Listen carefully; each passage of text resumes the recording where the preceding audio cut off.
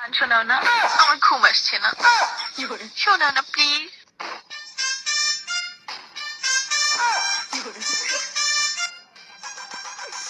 তুমি আমার কাছ থেকে গান শুনবা? জান, তোমার ঘুম আসতেছে না, তো তুমি আমার কাছ থেকে গান শুনবা ভালো কথা। গানটা শুনে টাস করে মুইতে ঘুমায়া করবা, বুঝছো?